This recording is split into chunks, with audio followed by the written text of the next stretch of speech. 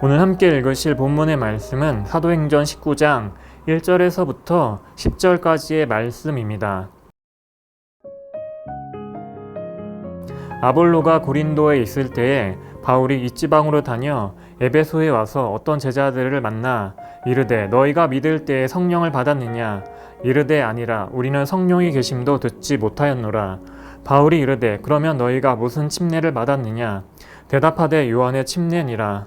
바울이 이르되 요한이 회개의 침례를 베풀며 백성에게 말하되 내 뒤에 오시는 이를 믿으라 하였으니 이는 곧 예수라 하거늘 그들이 듣고 주 예수의 이름으로 침례를 받으니 바울이 그들에게 안수하매 성령이 그들에게 임하심으로 방언도 하고 예언도 하니 모두 12사람쯤 되니라.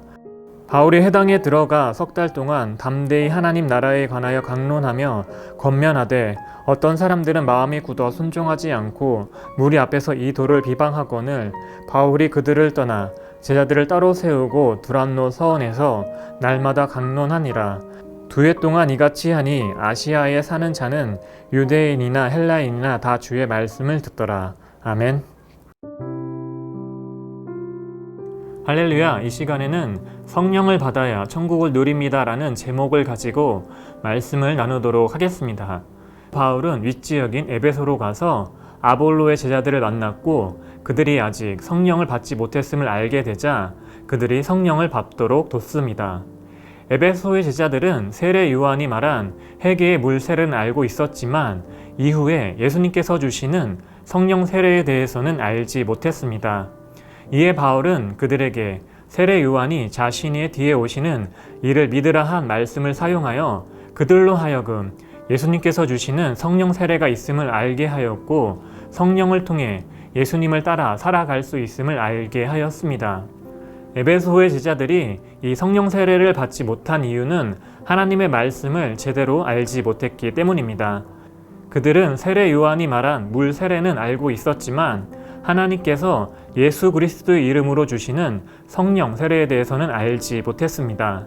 우리는 이러한 잘못을 범하지 않도록 하나님께서 주신 말씀을 잘 알아야 합니다. 말씀을 통해 하나님께서 우리에게 주시는 은혜가 무엇인지 정확하게 알고 누리는 삶을 살아가야 합니다. 이에 바울은 그들에게 안수하여 그들이 성령을 받도록 돕습니다. 그들은 바울의 안수를 통해 성령의 말하게 하심을 따라 방언과 예언을 하게 되었고 이를 통해 하나님의 능력을 경험하고 하나님의 뜻을 깨달아 알 수 있었습니다.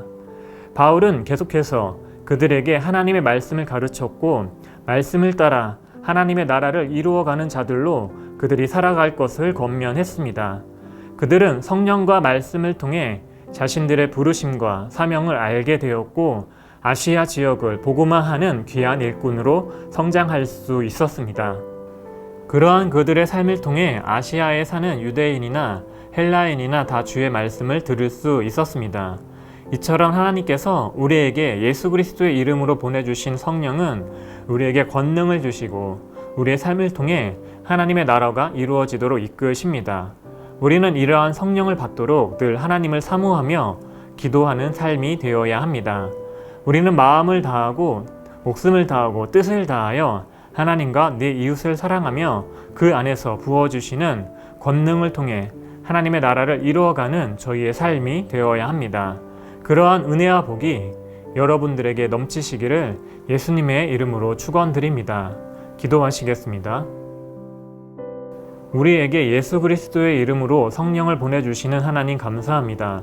우리가 늘 마음을 다하고 목숨을 다하고 뜻을 다하여 하나님과 내 이웃을 사랑하여 성령과 능력으로 충만한 삶을 살아가게 하시고 그 안에서 하나님의 사명을 이루어가는 저희의 삶이 되게 하여 주시옵소서.